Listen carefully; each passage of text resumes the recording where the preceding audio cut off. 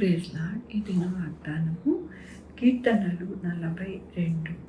నాశనకరమైన కుంటలో నుండి జిగటగల దొంగ ఊపిలోండి ఆయన నన్ను పైకెత్తును. అవునండి, మన యొక్క జీవితాలలో ఎలాంటి కుంటలో మనం పడి ఉన్నామో వాటి నుండి దేవుడు పైకి లేపుతారంట.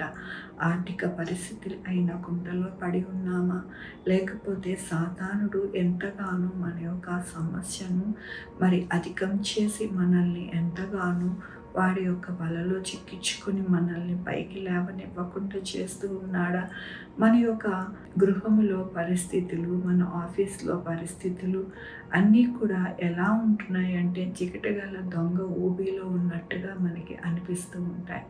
అయితే దేవుడు దేవుడు ఏమంటూ ఉన్నారంటే వాటి నుండి మిమ్మల్ని పైకి లేపుతాను అంటూ ఉన్నారు.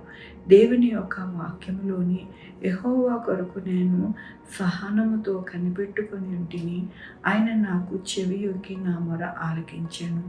నేను శ్రమల పాలై దీనున్నైతిని, ప్రభువు నన్ను తలంచుకుంటున్నాడు. అవునండి, దేవుడు మనల్ని తలంచుకున్నాడు కాబట్టిని ఈ దినమున దేవుడి వాగ్దానము మనకి అనుగ్రహిస్తూ ఉన్నారు.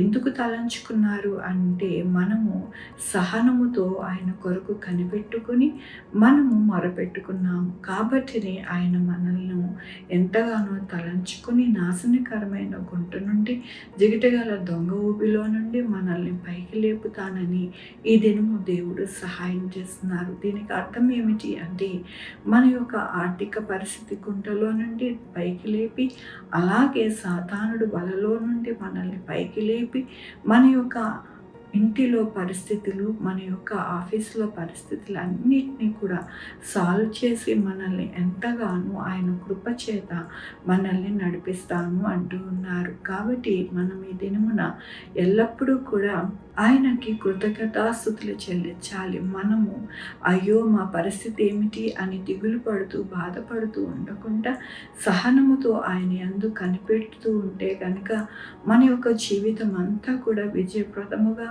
ఎంతో ఆనందకరముగా, సంతోషకరముగా ఉంటుందని దేవుడి దినమున ఆయన యొక్క వాగ్దానముతోనూ వాక్యముతోనూ మనకి ఆయన కృపను అనుగ్రహించినందుకు దేవునికి వందనాలు చెల్లిస్తూ ఉన్నాను.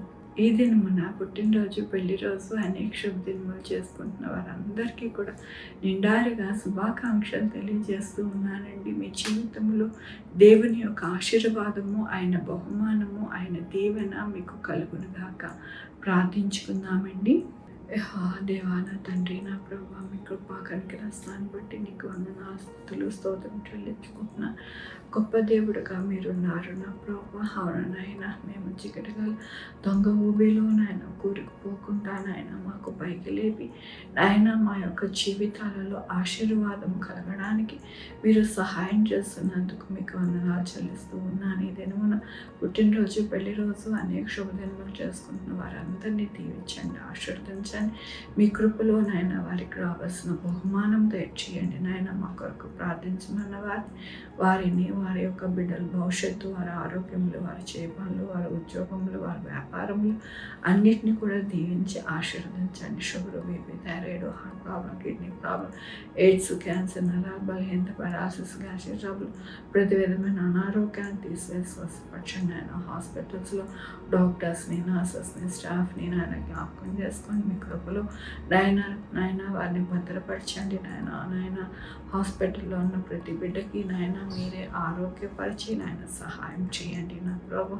నాయన నా తండ్రి, నా ప్రభు 190 దేశంలో జ్ఞాపకం చేసుకొని ప్రతి దేశంలోని నాయన ఏ పరిస్థితి, ఏ అక్కర ఉన్నదో అవన్నీ కూడా మీరు సహాయం చేయమని కోరుకుంటున్నాను. ప్రతి ఒక్కరు పరలోకానికి వెళ్ళడానికి నాయన మీరే మీ యొక్క కృప చేత వారిని నాయన సంధించి నా ప్రభు యేసు నామమున వారి మోకాళ్ళు మిమ్మల్ని నాయన స్తుతించే భాగ్యాన్ని వారికి అనుగ్రహించమని కోరుకుంటూ నా ప్రభు, నా రక్షణ యేసుక్రీస్తు పరిశుద్ధమైన నామమున అడిగి వేడుకుంటున్నాను తండ్రి. ఆమేన్. తండ్రి, కుమార్, పరిశుద్ధాత్మ సదాకాలం మనందరికీ తోడై ఉండునుగాక. ఆమేన్. God bless you.